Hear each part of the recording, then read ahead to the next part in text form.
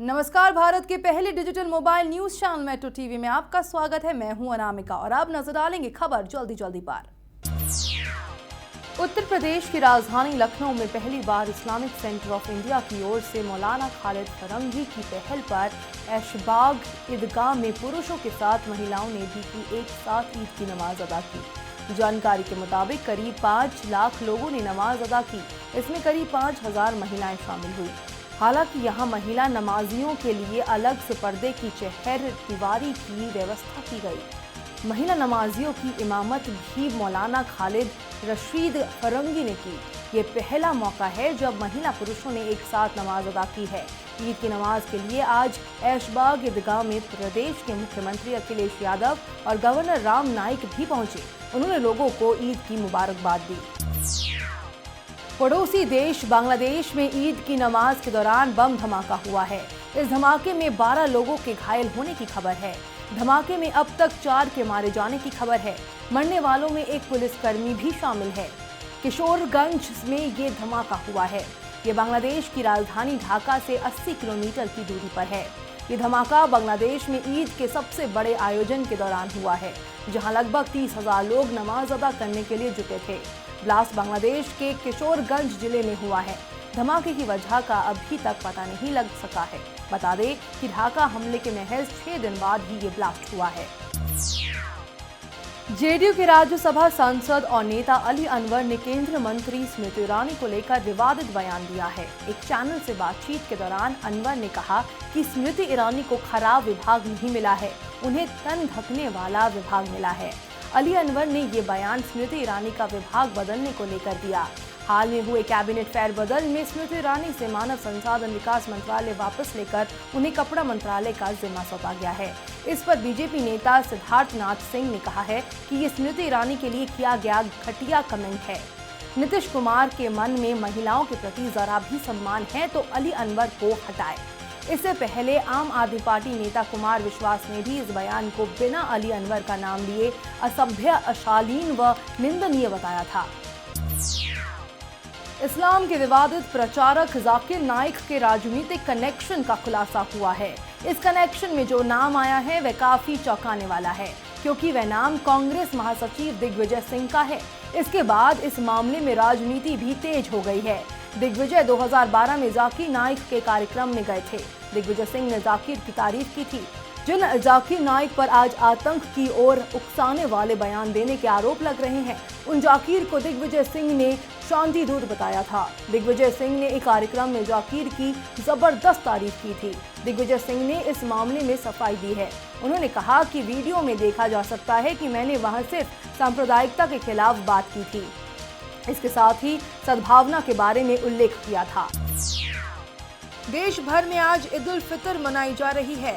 केरल और जम्मू कश्मीर में बुधवार को ही ईद मनाई जा चुकी है, लेकिन देश के दूसरे हिस्सों में आज ईद की रौनक लगी है। ईद के मौके पर देशवासियों को राष्ट्रपति प्रणब मुखर्जी और प्रधानमंत्री नरेंद्र मोदी ने भी मुबारकबाद दी। उपराष्ट्रपति हामिद अंसारी ने भी लोगों को ईद की बधाई दी।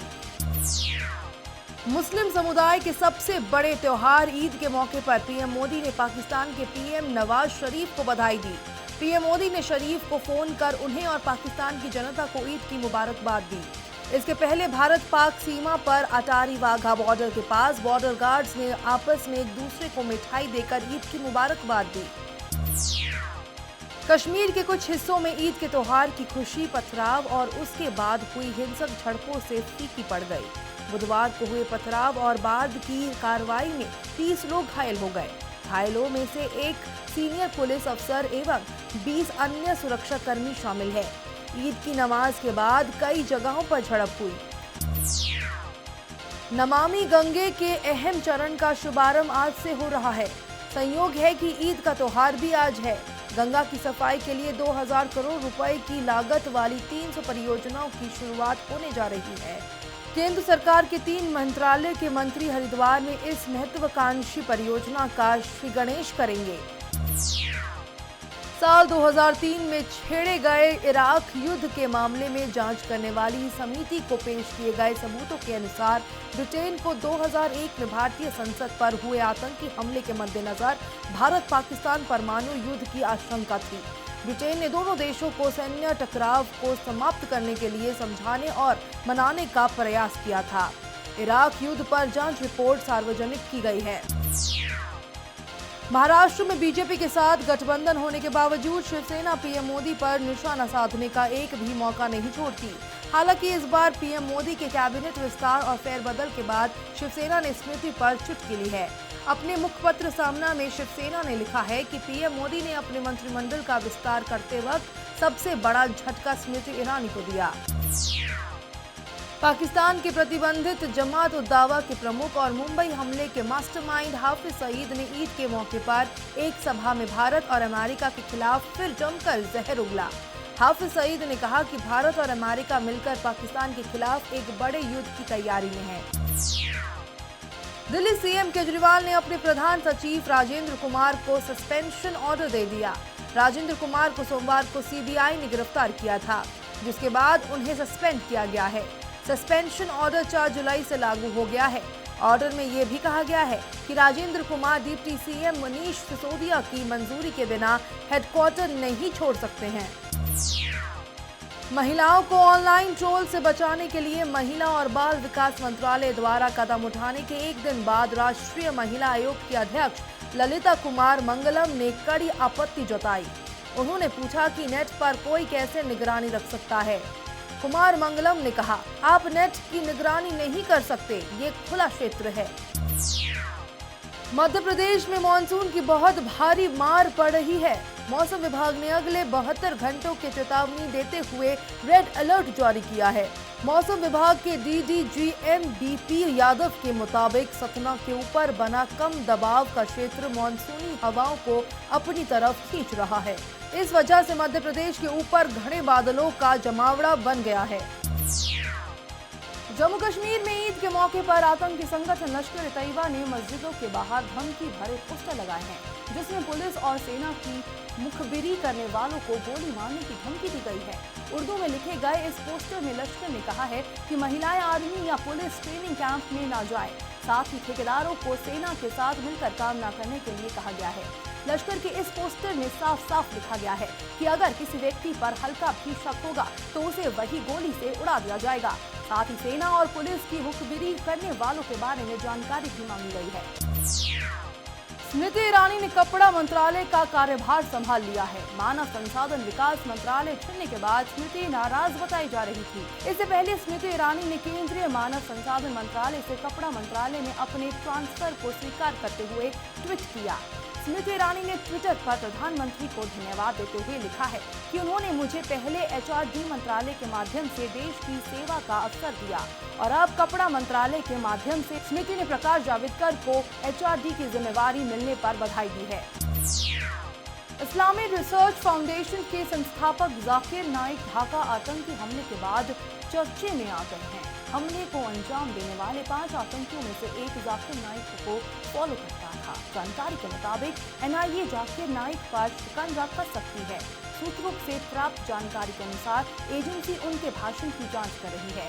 एनआईए ने अपने स्पाई से नाइक पर जानकारी जुटाने को कहा है। इस सामग्री की जांच कर एनआईए इस बात को पक्का करेगी कि क्या नाइक के खिलाफ मामला चलाया जा सकता है या नहीं। अमेरिका ने कहा है कि भारत की वृद्धि दर बढ़ा चढ़ाकर बताई गई हो सकती है। साथ ही कहा कि नरेंद्र मोदी सरकार आर्थिक सुधार के संबंध में अपने वादों को पूरा करने की दिशा में धीमी रही है। हालांकि उसने नौकरशाही और एफडीआई की रोक कम करने की प्रशंसा की है। विभिन्न किस्म के आर्थिक सुधार और विशेष तौर पर नौकरशाही के फैसलों को व्यवस्थित करने और कुछ क्षेत्रों में एफडीआई सीमा बढ़ाने की प्रशंसा करते हुए अमेरिकी विदेश मंत्रालय ने कल एक रिपोर्ट में कहा कि प्रस्तावित आर्थिक सुधार के संबंध में मोदी सरकार की प्रगति धीमी रही है। मंगलवार को मानव संसाधन मंत्रालय चुनने के बाद पहली बार स्मृति ईरानी ने इस पर प्रतिक्रिया दी है। ट्विटर पर ट्रोल हो रही स्मृति ने अपने पहले ट्वीट में प्रकाश जावड़ेकर को एचआरडी मंत्री बनने पर बधाई दी है। साथ ही 2 साल के अपने कार्यकाल के दौरान किए गए सभी बदलावों पर अपनी पीठ थपथपाई है। स्मृति ने ट्वीट किया कि उन्हें गर्व है कि नागरिकों से फीडबैक लेने और कई बार सलाह मशवरे करने के बाद नेशनल एजुकेशन पॉलिसी 2016 जल्द ही जारी होने को है।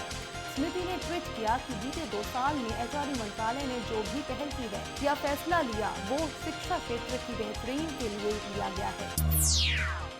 हाल के सालों में जब भी लखनऊ के सौंदर्य की बात होती थी तो मायावती के पार्कों और अंबेडकर पार्क की भव्यता से लखनऊ शहर को जोड़ा जाता रहा। लेकिन अब लंदन के टेम्स की तर्ज पर गोमती नदी का रिवर फ्रंट बनाकर अखिलेश सरकार यहां भी मायावती से बड़ी लकीर खींचना चाहती है। सीएम का ये ड्रीम प्रोजेक्ट तेजी से बनकर तैयार हो रहा है। यही नहीं, अखिलेश सरकार का ये Gomti river front project Ahmedabad के साबरमती रिवर फ्रंट प्रोजेक्ट को भी टक्कर देगा। राजधानी दिल्ली में 35 इमारतों को रहने के लिए खतरनाक माना गया है। नॉर्थ एमसीडी ने इन 35 इमारतों की पहचान की है। एमसीडी अब लोगों से यहां रहने को मना करेगा। निगम ने मॉनसून से पहले रहने के लिए खतरनाक इमारतों का सर्वे किया था, जिसके बाद ये परिणाम सामने आया है। पुर्तगाल की फुटबॉल टीम यूरो कप 2016 के फाइनल में पहुंच गई है। पुर्तगाल ने पहले सेमीफाइनल में वेल्स को 2-0 से हराकर फाइनल में जगह बनाई। पुर्तगाल की तरफ से क्रिस्टियानो रोनाल्डो और नानी ने एक गोल किया। खबरों के सफर में फिलहाल इतना ही। देश दुनिया की पल पल की खबरों को हम आप तक पहुंचाएंगे एक नए अंदाज में आपके मोबाइल फोन के माध्यम से। तो आप जुड़े रहिए मेट्रो टीवी से। नमस्कार।